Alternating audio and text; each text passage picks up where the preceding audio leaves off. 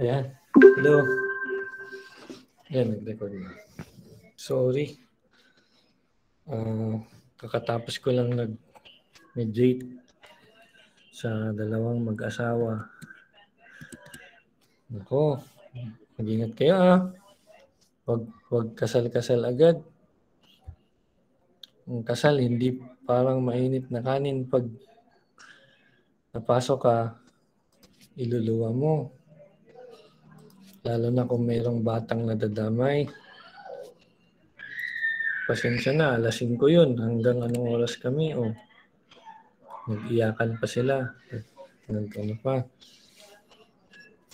Anyway, Article 1504. I hope we can finish until Article 1520. I hope you don't mind if I will extend my time kasi it's already 6:50. Oh my God. 6:50. Sana matapos natin. And dun sa mag-i-stay, I will, sana pag exit ko, meron pa rin mamaya. No? Try kong tapusin. Okay? Let's continue. Chapter 4 or yung obligations of the vendor. Take note, most of the articles here under obligations of the vendor have already been repealed or amended by negotiable instruments law. Wait lang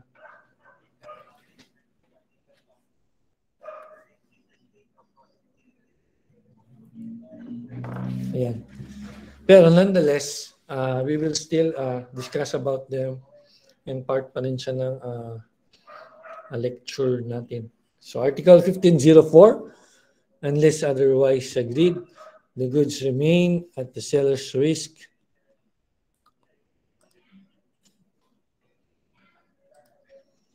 The goods remain at the seller's risk until the ownership therein is transferred to the buyer. So let's stick with the first phrase. Of course, gaya ng principle na sinabi natin before, whoever is the owner bears the risk. Okay, whoever is the owner bears the risk of loss. So kung sino yung may-ari, siya yung may risk dun sa goods. So kung sabi niya dito, the goods remain at the seller's risk until the ownership therein is transferred to the buyer. So if the ownership has not been transferred to the buyer, therefore the risk stays with the seller. If the ownership is already transferred with the buyer, then the risk will be transferred to the buyer. Ito yung sinasabi ni second phrase. But when the ownership therein is transferred to the buyer, the goods are at the buyer's risk. Yun yung sinasabi natin. Okay?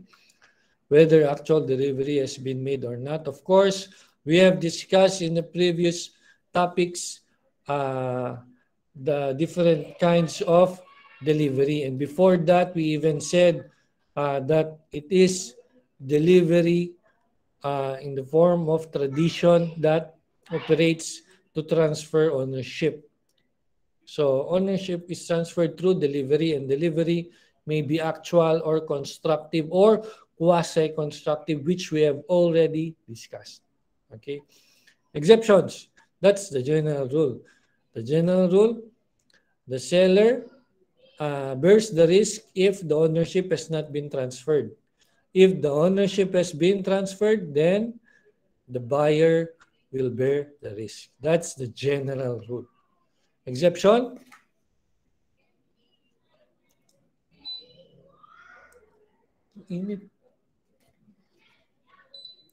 Exception. Number 1. Unless otherwise agreed upon, of course. If there is a contrary agreement, pwede. Okay, it's not against the law. Kasi unless otherwise agreed upon. Paano, attorney? If sabi nila, if the agreement between the seller and the buyer is that the goods will be delivered to the buyer but the ownership will remain to the seller, then okay lang yun. Okay? And sabi ni seller na the risk will remain with him, okay lang yun. Or the risk will be to the buyer kahit na yung ownership ay naka-seller, okay lang yun kasi nakasabi dyan unless otherwise agreed upon. Okay? Take note ang paano mag-operate ang civil law is that it will always depend on the agreement. Unless it is contrary to law, public morals, customs, public policy. Okay? But this is contrary to law. Pero ang sabi ng law, unless otherwise agreed, so pwede. Okay? Number 2. Second exception. Where delivery of the goods has been made to the buyer or to a bailiff for the buyer in pursuance of the contract and the ownership in goods has been retained by the seller merely to secure performance by the buyer of his obligations under the contract. The goods are at the buyer's risk from the time of such delivery. Ang sabi niya, seller, buyer. Sabi niya, delivery has been made to the buyer. There is delivery. Sabi natin kanina, when there is delivery, ownership will be transferred. But, ang sabi niya dito, ownership in the goods remains or is retained by the seller. Okay? Not to really be the owner, but merely to secure performance by the buyer of his obligations. So, yung retention ng ownership ni seller is not for the seller to really be the legal owner, no, but for the security of the performance by the buyer of his obligations. And take note, kapag nakanining ownership, sabi natin kanina, nasa kanya yung risk, but under these circumstances, the buyer bears the risk. Kasi the buyer is really the owner. Okay? The ownership is only retained with the seller for the purpose of security of the performance by the buyer of his obligations. Okay?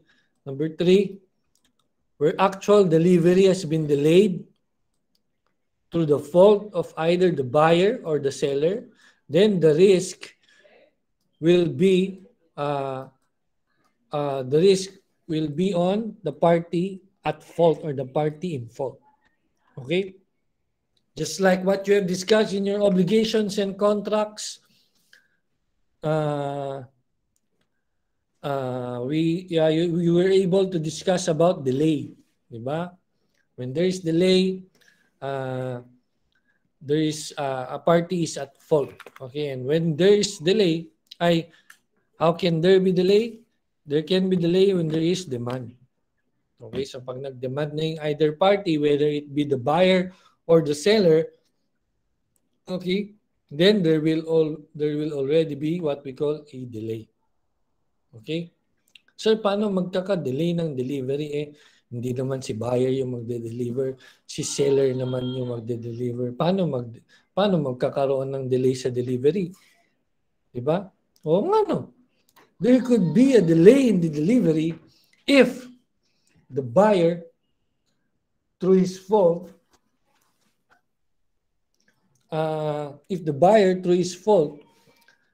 delays in receiving the goods. Diba?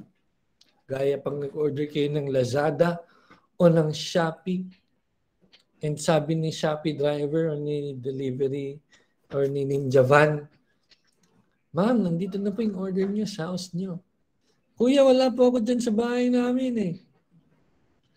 Diba? That is delay. Not on the seller's part, but on the buyer's part. That is delay.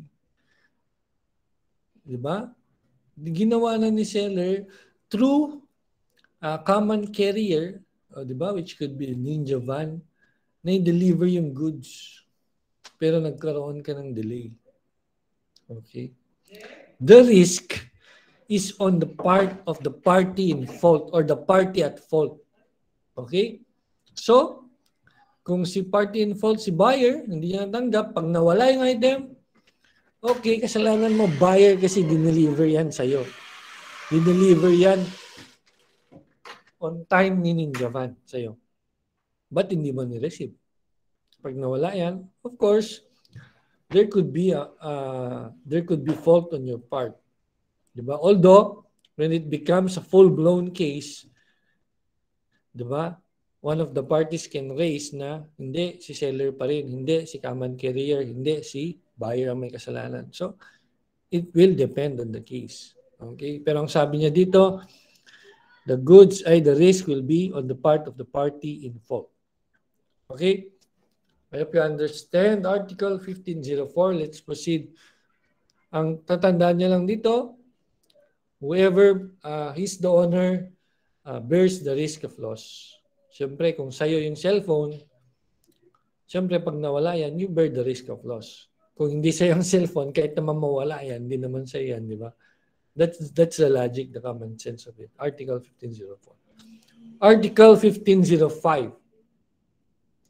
Where goods are sold by a person who is not the owner thereof. Oh. He's not the owner, pero binenta niya. And who does not sell them under or with consent. So binenta niya, hindi siya yung may-ari and wala rin siyang consent ng may-ari, wala rin siyang authority ng may-ari. The buyer acquires no better title to the goods than the seller had. Okay, punta muna tayo dyan sa general rule.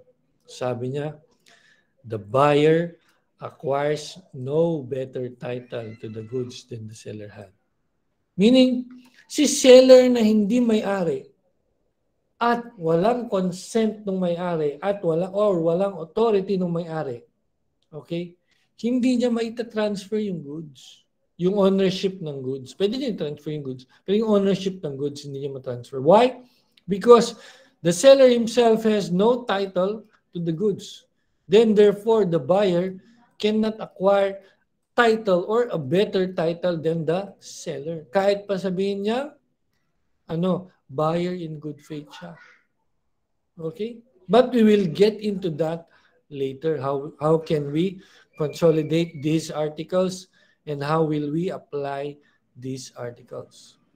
Okay? This is the principle of what we call the water cannot rise above its source. Diba? Meaning, yung tubig, kung saan mo kinuha yung tubig, hindi pwede na dun sa pinaglipatan mo, mas madami. Diba? Or visually speaking, imagine these are 2 drums. 2 drums of the same size. Same size, same laman ng tubig. Okay? Ay, ito pala, wala pang laman. Erase. Okay? Itong isa na lang, walang laman. Same size sila. Kapag nilipat mo itong tubig na ito, dito sa kabilang tubig, magiging same lang yan. Okay? Hindi pwede na mas better yung or na mas madami yung ma-store mo dito sa kabilang tubig. Yan yung principle nito. Or ito, the water cannot rise above its source. Thus, the buyer cannot acquire a better title to the goods than the seller had. Kung ano lang yung right ni seller, yun lang. Kung walang right si seller, walang right si buyer. Okay? Generally speaking. Unless, we go now to the exceptions. The owner of the goods is by his conduct precluded from denying the seller's authority to sell. Attorney, paano yun na-preclude si seller? Okay. Merong isang tao, hindi niya pagmamayari, binenta niya yung property ni seller. Nakita ni seller na binenta niya, pero wala siyang ginawa. Wala siyang objection, wala siyang comment. He did not assert his right. Okay lang sa kanya yung ginawa ni seller. Okay. Anong ibig sabihin nun? It means that the owner of that goods or that property is precluded from denying the seller's authority to sell. Kumbaga, under the law on evidence, this is what we call admission by silence. Admission by silence. Paano yun, attorney? Ina-admit mo nang wala kang sinabi. Because at that time or at that certain moment in time when the owner could have objected na hindi, ako ang may-ari niyan. Hindi ko binibenta yan. Hindi niya ginawa. Instead, he was silent. Despite witnessing the transaction, he was silent. He did not assert his right. Then, therefore, we can conclude that the owner is then precluded from denying the seller's authority to sell. Hindi mo na pwedeng sabihin ngayon, hindi ko binibenta yan. At the time na transaction, nandun ka, they signed in your presence, they were at your presence, pero wala kang ginawa. Di ba? You are precluded. Okay? Okay. That's the first exception. The three exceptions are later on given in the second paragraph of Article 1505. The provisions of any Factors Act, recording laws, or any other provision of law enabling the apparent owner of goods to dispose of them as if he were the true owner thereof. Okay? Wherein there are laws that an apparent owner, although he may not be the legal owner of the goods, he may be just an apparent owner, okay? He may dispose of them as if he were the true owner thereof. Diba? Sabihin, hindi siya yung talaga may-ari, pero dinispose niya kasi akala nung tao na siya yung may-ari. Apparently. Okay? The third exception is the validity of any contract of sale under statutory power of sale or under the order of a court of competent jurisdiction. Okay? Ito naman, under this case, kapag in-order na ng court, okay? Kapag in-order na ng court, of course, the buyer will acquire title to the goods because that order is issued by a court of competent jurisdiction.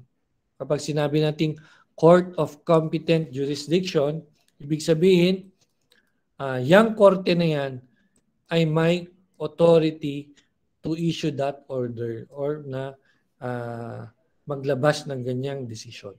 So kapag decision ng court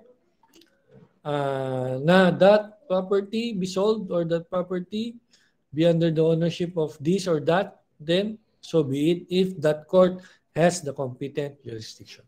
The fourth one is purchases made in a merchant store or in fairs or markets in accordance with the Code of Commerce and special laws. Okay, we will relate this under the next topic. Okay, under the anti-fencing law. Okay, general rule. Okay na yan.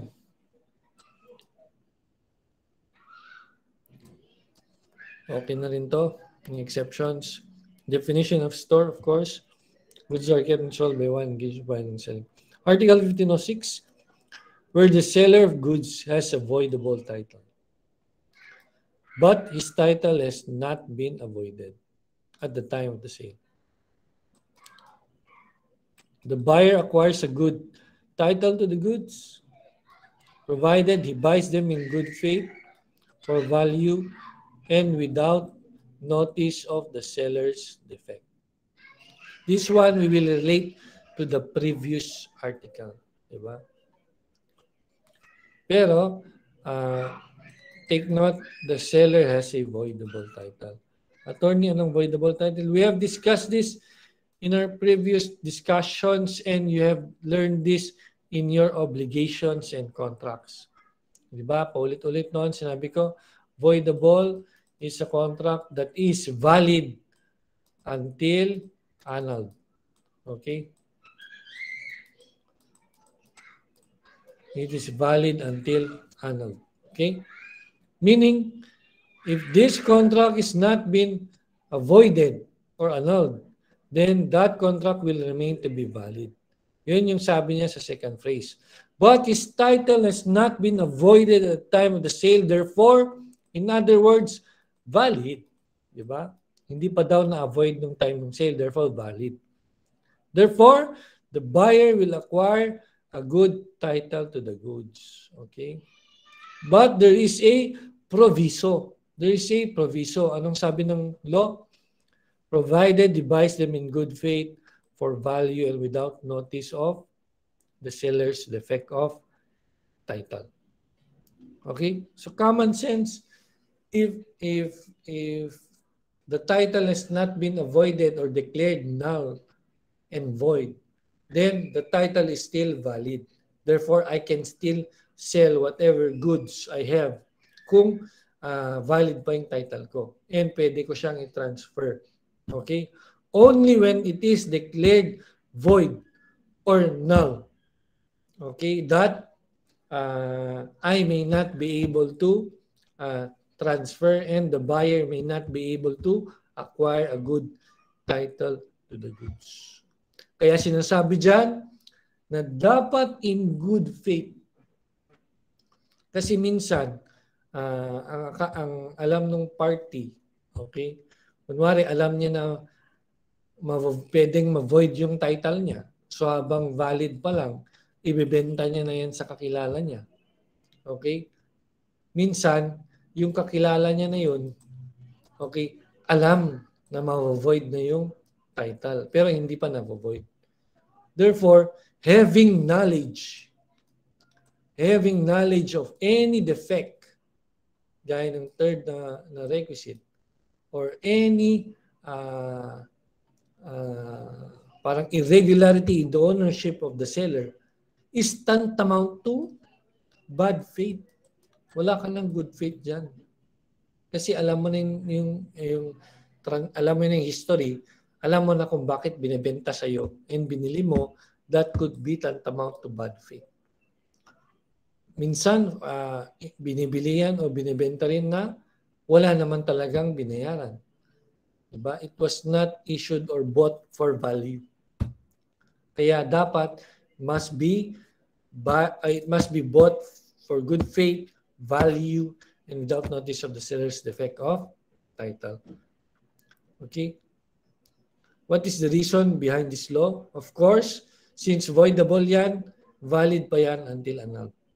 And where one of the two innocent parties must suffer, he who placed the offender in a position to do wrong must suffer.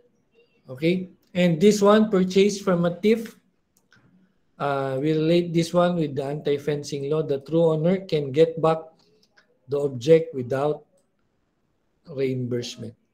But if the buyer acquired it from a public auction, meron tayong tinatawag na reimbursement dahil meron tayong tinatawag na right of redemption.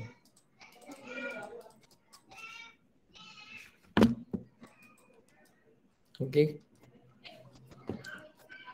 Wala. Wait lang. 1507. This one na. Mag-start na dito until 1520 and up.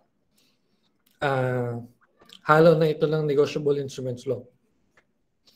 A document of title in which it is stated that the goods referred to therein will be delivered to the bearer or to the order of any person named in such document is a negotiable document of title.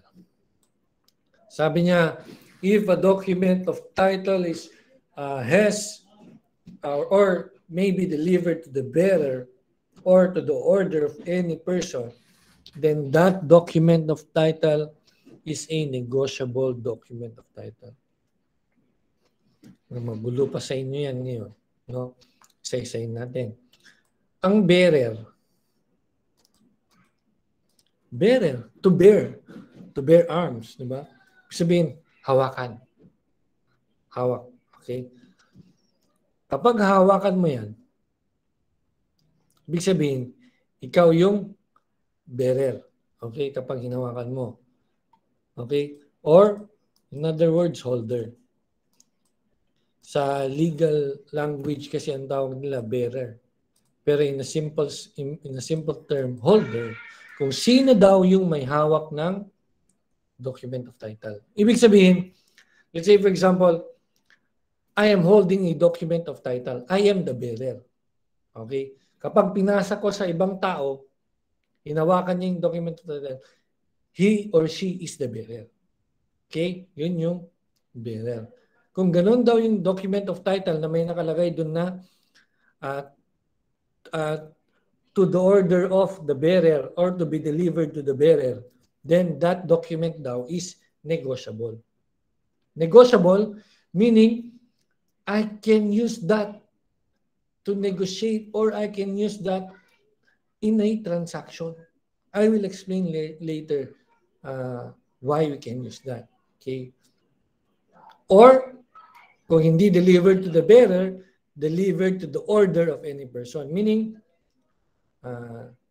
this document may be delivered or should be delivered to the order of Mr. X, to the order of Mr. Y, or payable to the order of Mr. Z. Ganun. Okay? Yan daw yung negotiable document of title. Okay? Anong ibang types ng title? Document of title, bill of lading, issued usually by a common carrier. Dock warrant, kapag sa maritime carrier. Kedan, kapag sa warehouse receipt, especially for sugar. Warehouse receipt kung other items. And any other document as proof of possession or as authority to transfer the goods represented by the document. Okay? Kaya ganyan kasi we are talking about goods. Ibig sabihin, this document of title, itong mga bill of lading, issued by the common carrier, kapag ikaw yung may hawak niyan, sa'yo i-deliver yung goods. Okay? Ibig sabihin yan, yung goods na yan, na kay common carrier, yung nag-issue ng bill of lading, i-deliver yan later sa'yo. Parang gano'n. Okay? Mere typographical or grammatical error does not destroy the negotiability of a document. So, kung may nakita kayong wrong spelling or mali yung grammar kasi nga English major kayo, kahit hindi, di ba? It does not destroy the negotiability of the document. For what should be considered is the intent. Di ba? You've talked about obligations and contracts. You've discussed about other laws. We're now under sales. What is important is the intent. Yung intention mo. Di ba? Kaya una pa lang, ipakita mo na yung intention mo. Okay? Moreover, a mere incorrectness in the description of the goods where there can be no doubt of the goods referred to will not destroy, of course, the negotiability of the document. Kahit pa mali yung nandun na description ng goods, pero yun naman talaga yung goods na nagkamali lang dun sa pag-describe, then it will not affect the negotiability of the document. Then, attorney, what will affect the negotiability of the document? That we will discuss a little while. Okay. Article 1508, a negotiable document of title may be negotiated by delivery. Ito guys. Para hindi na kayo malito.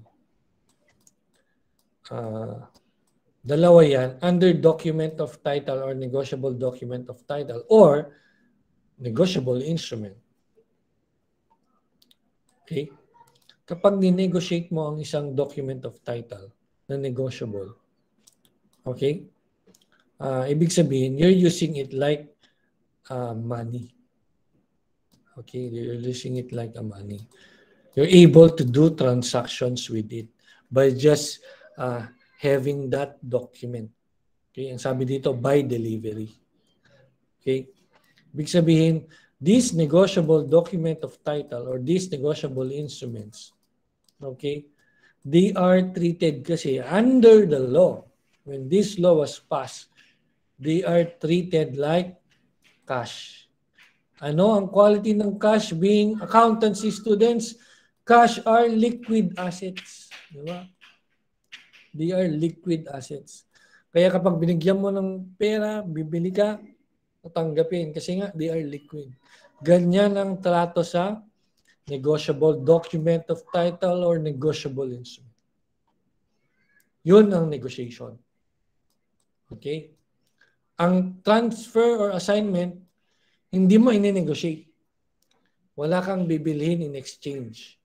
Okay? Ang gagawin mo lang sa transfer assignment is, by the word itself, i-transfer mo. I-assign mo. Okay? Wala kang binili. Hindi mo siya ginamit in a business transaction. Basta, transfer mo sa transferee or in-assign mo.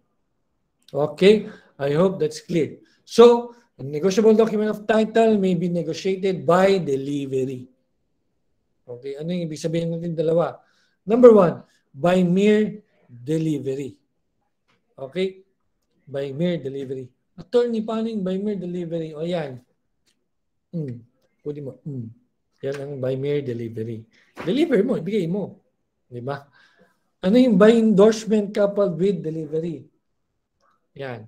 Bago ko i-deliver, pirmahan ko. Bigay ko sa iyo. Endorsement with delivery. Yun. As simple as that. Okay? There are different kinds of endorsement. Okay? There are different kinds of endorsement. There could be what we call a blank endorsement. Ano yung blank endorsement? Pinirmahan ko lang. Hindi ko sinabing payable to the order of Mr. Y. Hindi ko sinabi. Basta pinirmahan ko lang. That is endorsement in blank. Okay? Kapag nilagay ko dyan, payable to the order of Mr. Z, therefore, that is endorsement. That is not a blank endorsement. Okay? But rather a specific endorsement. Okay? Kasi nga, in-specify ko kung kanino na-deliver. Okay? Meron pang isa, deliver to the order of the bearer. Or deliver to bearer.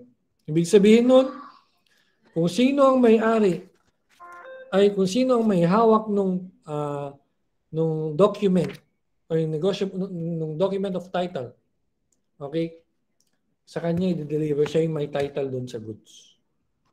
Okay. Tignan ta, negotiation yan. Parang cash yung treatment dyan sa negotiable document. Invest na cash, gaya ng ganito sa negotiable instruments law, di ba? Para makarelate kayo ng mas mabuti. Bumili ka ng sasakyan, wala kang cash on hand. Ang binayad mo, ang ginawa mo, you issued checks. Okay? Yung check na yan, hindi yan pera. They are one of the forms of a negotiable instrument. Kasi nga yung check na yan, pwede mo pang i-further negotiate. Pag further negotiate, ibig kong sabihin, pag hindi pa nawi-withdraw yung laman niyang pera, yung account na yan, pwede mo pang i-negotiate, pwede mo pang, kunwari, let's say for example, A, issued a check to B. Okay? Ito na yung unang negotiation. Kung hindi pa na i-withdraw ni B itong cash, pwede niya pang i-negotiate yan. Let's say dito, bumili siya ng sasakyan. Okay? Dito, bumili siya ng jewelry na sobrang mahal na ka-value ng sasakyan. Pwede i-negotiate. Yan yung ina-explain ko ngayon sa inyo. Pero invest na check, negotiable document of title, gaya ng bill of lading, dakwaran, kedan, receipt. Okay? Yan yung mga document na involved. Okay? Okay. 1509.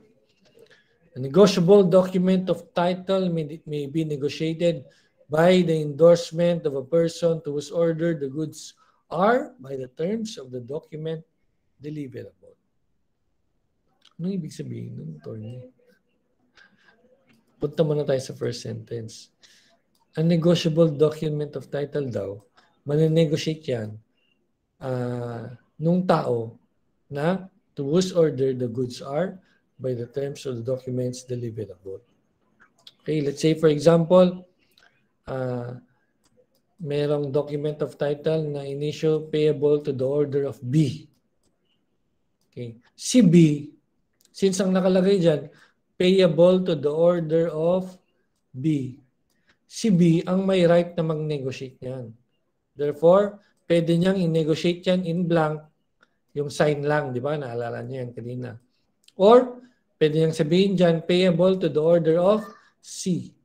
Pwede niyang specify. Or, pwede niyang ilagay dyan, payable to the order of the bearer. Ibig sabihin, kung sinong may hawak niyan, sa kanya i-deliver yung negotiable document of title. Okay? I hope that's clear. Questions? Wala. Questions? Such endorsement may be, ito rin discuss ko kanina, an endorsement may be in blank. When we say in blank, just signing the name. Diba? When we say payable to bearer, kung sino yung holder or yung may hawak ng document, sa kanya mo i-deliver. Or to a specified person. Yan. Diba? Pag nakalagay dun, payable to the order of Y. Therefore, applying Article 1509, it is Y who can negotiate the title. Okay? Pwede niyang i-renegotiate yan by blank, bearer, or specific person. Okay? If endorsed to a specified person, it may be again negotiated by the endorsement of such person in blank to bearer. Ayan na yung explain ko actually. Kung let's say for example from A, ni-negotiate niya kay Y, Y can either negotiate it in blank or to bearer or to order of a specific person. Subsequent negotiations may be made in like manner. So, let's say for example, ni-negotiate ni Y to the order of Z. Itong si Z, pwede niyang i-negotiate in blank, to bearer, or to order. Okay, I hope nakuha niyo. Okay? What is the effect of undated endorsement? Kapag undated, wala naman siyang effect. Okay, ang importante, merong endorsement. Ano yung endorsement ulit? Endorsement may be in blank, signature lang, bearer, or order. Okay, I hope that's clear. Article 1510. Wait. Ang sabi ng Article 1510, doon sa negotiable document of title, hindi ko na-explain hindi ko na basahin sabayan nyo na lang ba nag-explain ako para mabilis.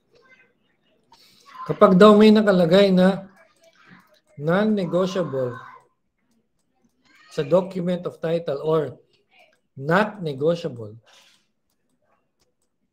siyempre ang notion nyo guys, non-negotiable. Ibig sabihin, hindi siya pwedeng i-negotiate. No. Sabi ng law, kapag may nakalagay na ganyan, non-negotiable or not negotiable, negotiable pa rin daw. Ha? Bakit? Paano? Why? Okay? Bakit negotiable pa rin? Okay? Why? Under the new law, the Negotiable Instruments Law, it laid down the requirements of a negotiable instrument. Sabi nila, pag kompleto tong 4, or kapag may drawee, kapag kompleto tong 5, negotiable instrument. Ano yun? Must be in writing, of course. It's a document and signed by either the maker or the drawer. Must contain an unconditional promise. Promise to what? Promise or order to pay a sum certain money. Must be payable on demand or at a fixed or determinable future time.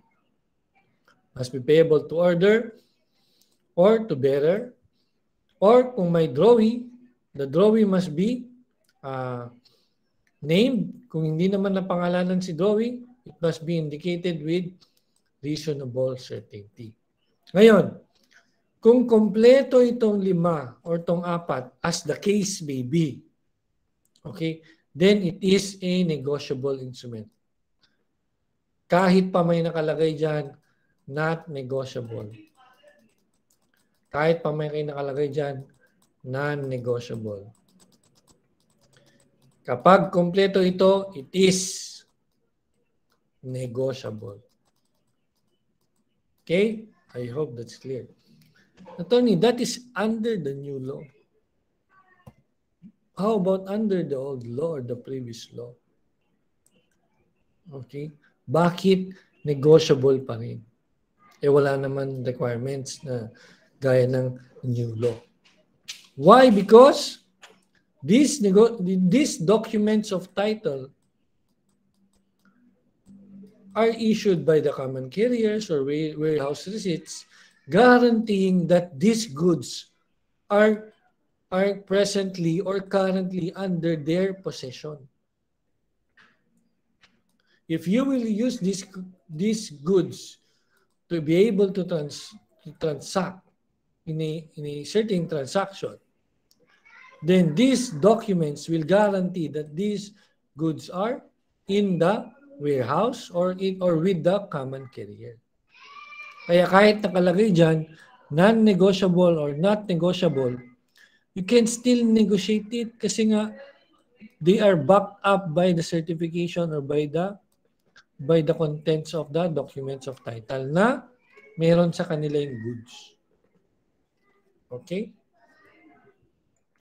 Article 1511. Ayan, 9 articles na lang, konti na lang. A document of title which is not in such form that it can be negotiated by delivery may be transferred by the holder by delivery to a purchaser or donee. A non-negotiable document cannot be negotiated and the endorsement of such a document gives the transferee no additional right. If it becomes that it is not negotiable, kahit pa later on, it may be found that it is not negotiable. Therefore, you cannot use it in another transaction to buy another set of goods or commodities. You can still transfer it. You can still transfer it or you can still assign it. Ano yung transfer assignment? Sinabi ko na, di ba kanina? Di ba? Pwede mo siyang ibigay by delivery to a purchaser or to a donee. Okay? Na walang exchange ng goods gaya ng isang sale transaction or ng isang sale transaction. Okay? Pwede mo pa rin siyang i-transfer. Kaya nga we were able to distinguish negotiation from transfer or assignment. Kasi they are not the same. How can we further distinguish how they are not the same? Later. Kasi meron siyang implications kapag negotiation and transfer or assignment. Under Article 1512, a negotiable document of title may be negotiated. Who may negotiate a document of title? Of course, the owner.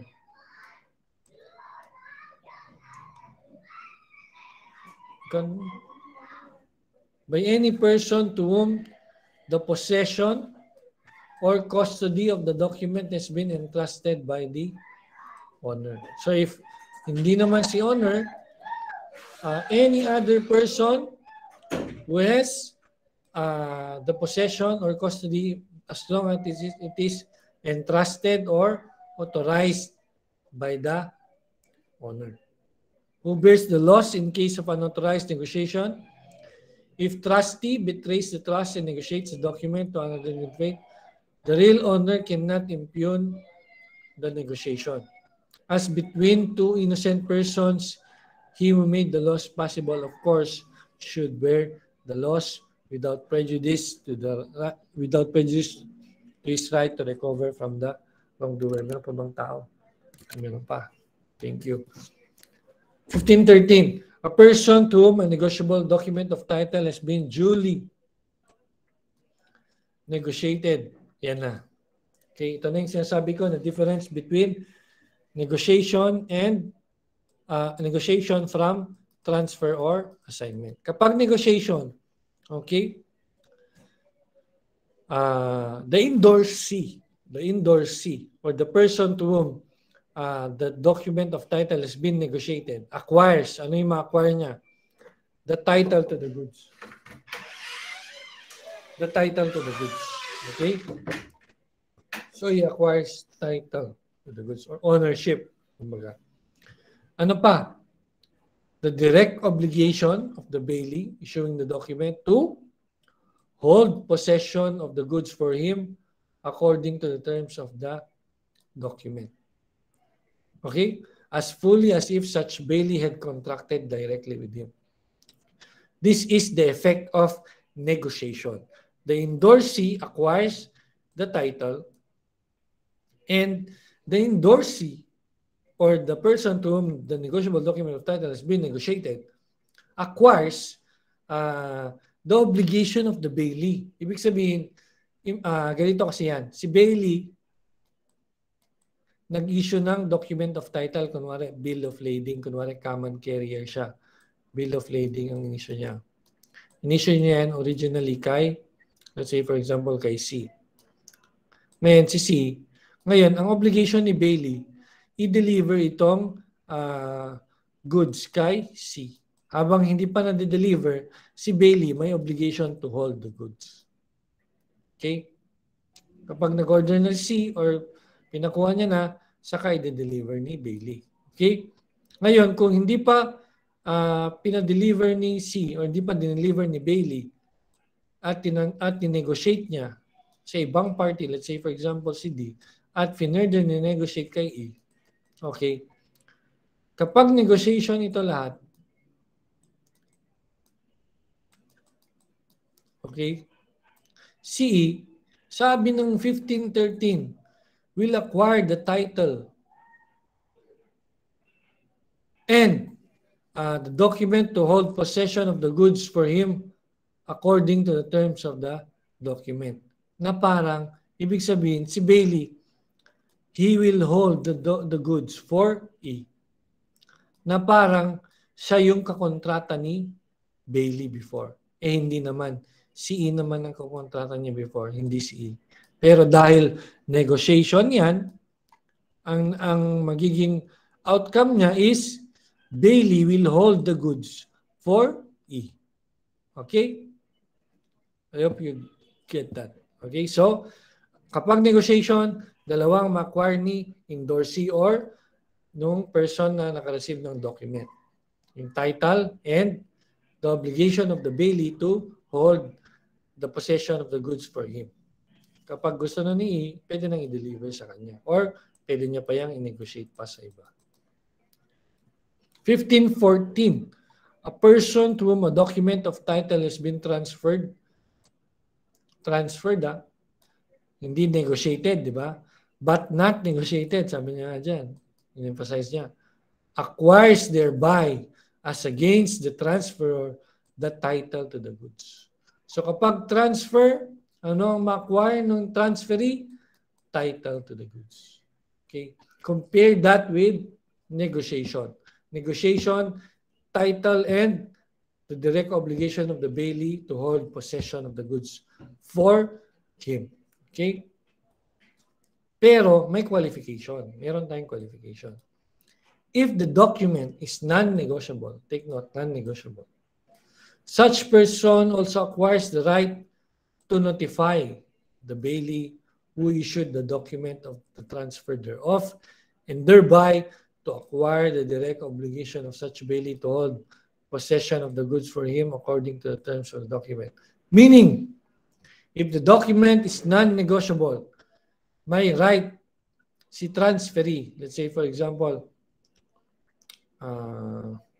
yung gaya ng example kanina, bailee, pero ngayon, transferor, transferee. Okay? The transferee acquires title. Okay? But he also acquires the right to notify the Bailey who issued the document. Kapag ni-notify niya daw si Bailey, then the transferee, okay, the transferee will acquire the right na i-deliver sa kanya ni Bailey yung goods. Why? Because of notification. Message. Wala naman. Okay? Para maintindihan nyo. Okay? Since hindi ito negotiation, i-erase mo natin yan. Baka naguguluhan kayo. Since hindi ito negotiation, since transfer lang ito, okay? Hindi magiging aware si Bailey kung nakanino yung document. Therefore, ang gagawin ni transferee, i-notify si Bailey. Okay? Notify whether letter, mail, or ngayon, Facebook, or email, or pwede niyang puntahan personally. Kapag ni-notify niya si Bailey, then therefore, Bailey will be informed na, ay, ikaw na pala ang may hawak ng document. Therefore, the Bailey will hold the goods in your favor. Yan. Okay? I hope that is clear. Okay? Prior to the notification to such Bailey, the title of the transfer, the goods and the right to acquire the obligation may be defeated by the levy of an attachment or execution, or by a notification to such Bailey by the transfer or subsequent purchaser from the transfer of subsequent sale.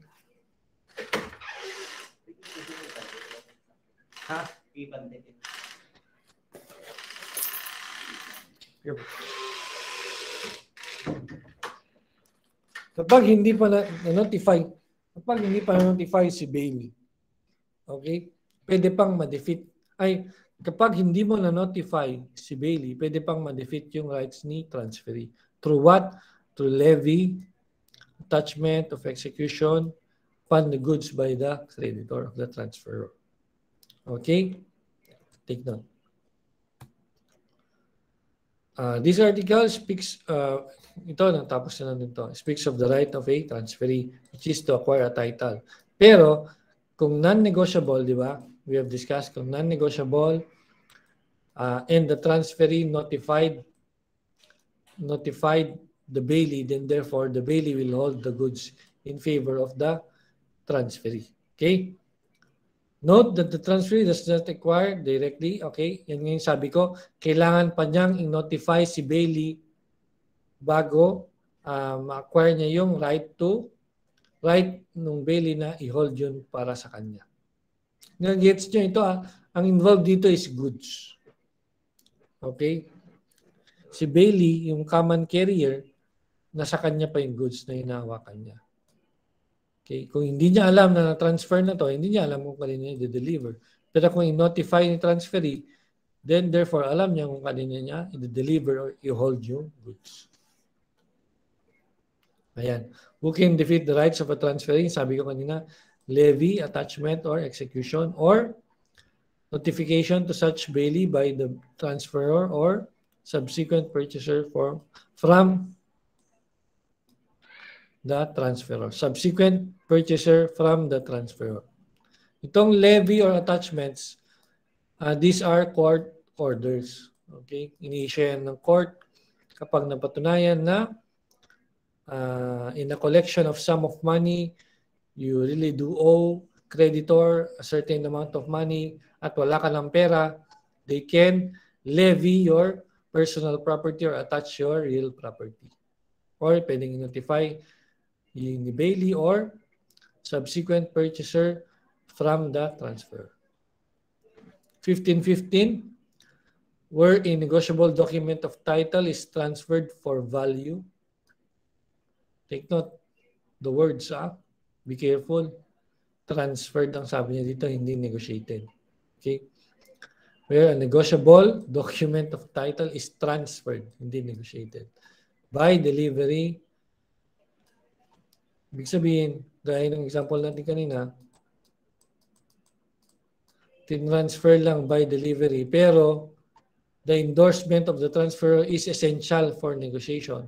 Ibig sabihin, kailangan ng endorsement, the transferee acquires a right against the transfer to what? To compel him to endorse the document unless a contrary intention appears.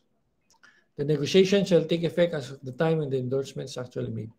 Of course, if the endorsement is essential, then therefore the transferee has the right to compel him to endorse the document. Attorney, how do we endorse the document?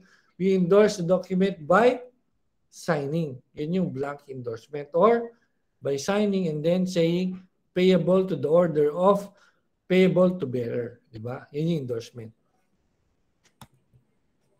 1516, a person who for value negotiates. Take note, negotiates. Okay? Or transfers daw. A document of title by endorsement or delivery, including one who assigns. For value, a claim secured by a document of title, warrants. Okay, warrants what? What he warrant? He will warrant, number one, that the document is genuine. Of course, if you are negotiating that document of title, of course, para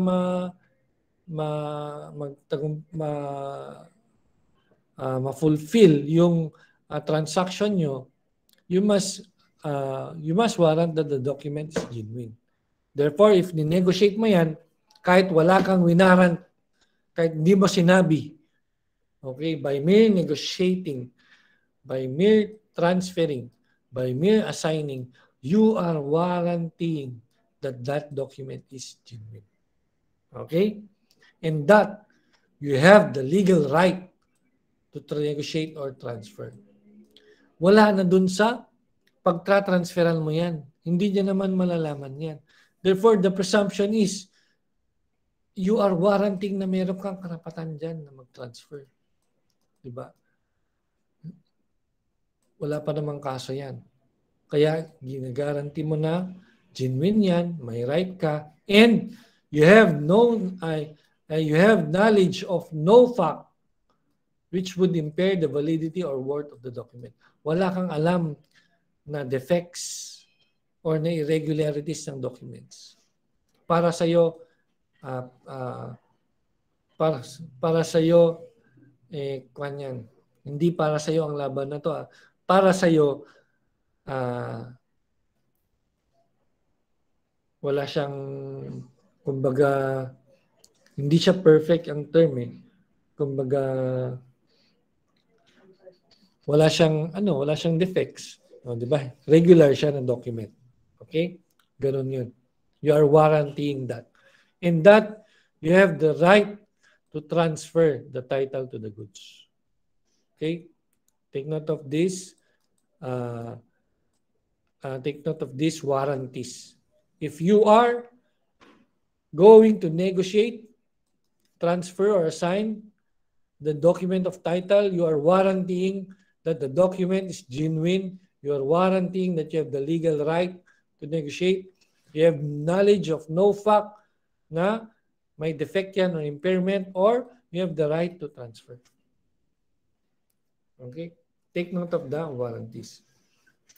Which bring us to Article 1517. The endorsement of a document of title shall not make the endorser liable for any failure on the part of the bailee who issued the document or previous endorsers thereof to fulfill their respective obligations. The main reason is that it is not one of the warranties of a endorser or transferor or assigner. Ito lang yung winawarrant nyo. Genuine, legal right, knowledge of no fact, right to transfer. Kapag hindi naka-deliver, failure of the bailee to deliver, or failure of the previous endorsers to fulfill their obligations, wala yun sa warranties. Therefore, the endorser, the transferor, or the assigner is not liable for their failure. Their failure is their failure. Hindi liable si endorser. Okay, may late pa. Sobrang late. Okay lang. Okay? Say for example, example lang kanina, bailee, C, D, E. Okay? Ito yung last na, ito si endorsee, ito si endorser. Although, ito endorser din to. Okay? Kapag na-fail si Bailey na i-perform yung duty niya, hindi magiging liable si endorser. Kung hindi niya na-deliver kay E, hindi liable si endorser. Okay? Kapag hindi rin na-fulfill ni C, yung obligation niya kay D, para may deliver ni B yun kay E, hindi rin maging liable si endorser. Okay? Their failures or their yung failure nila on their part will not make the endorser liable. The last endorser. The last endorser. Okay? Clear?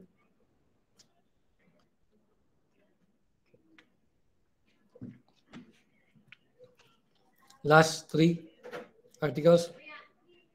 The validity of the negotiation of a negotiable document of title is not impaired by the fact that the negotiation was a breach of duty on the part of the person making the negotiation, or by the fact that the owner of the document was deprived of the possession of the same by loss, theft, fraud, accident, mistake, duress, or conversion. Okay, sinasabi niya dito, yung validity ng negotiation will not be affected by the breach of duty or by loss, theft, fraud, accident, mistake, duress, or conversion. Provided, of course, gamitin natin yung previous article that the buyer is in good faith. Of course, paano mo ma-prove na si buyer is in good faith? Dapat hindi siya aware. Hindi siya aware. Wala siyang knowledge. Wala siyang knowledge saan? Wala siyang knowledge sa breach of duty. Wala siyang knowledge sa loss, sa theft, sa fraud, sa accident, sa mistake. Kapag meron siyang knowledge na may breach of duty, may knowledge siya na merong loss, theft, fraud, mistake, he is not a buyer in good faith but a buyer in bad faith. Okay. Only that time na the negotiation may be affected. Okay. Second to the last, if goods are delivered to a bailee by the owner or by a person whose act in conveying the title to them to a purchaser in good faith for value would bind the owner and a negotiable document of title is issued for them.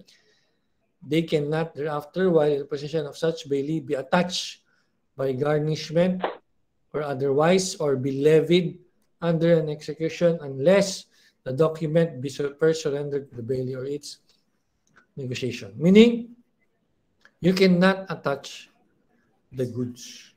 You cannot levy the goods. We have discussed this earlier. What these attachment and levy, these are court orders issued by the court.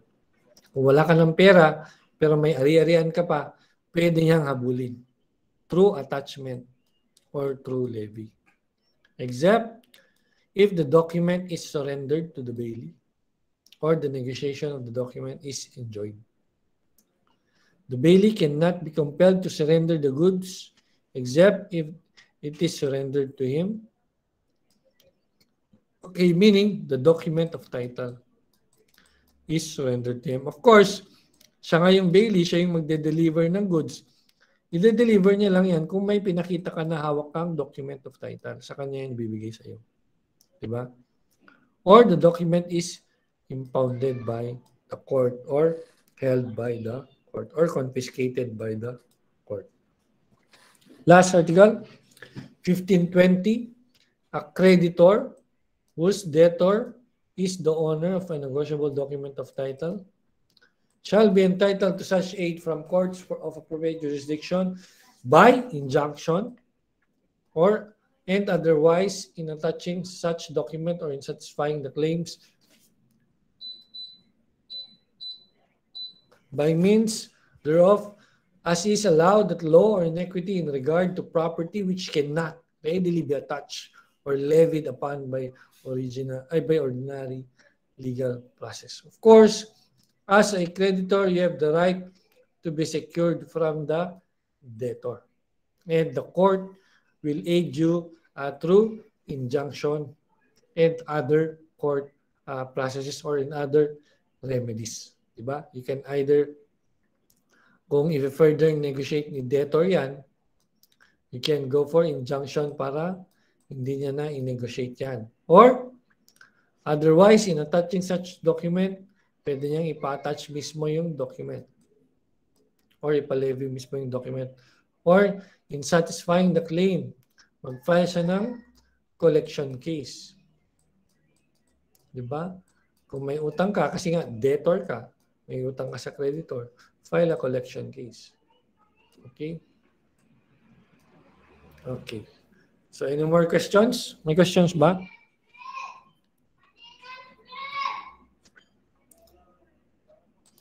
Wala, tulog na. Gising pa ba kayo? Hello. Hello po, sir.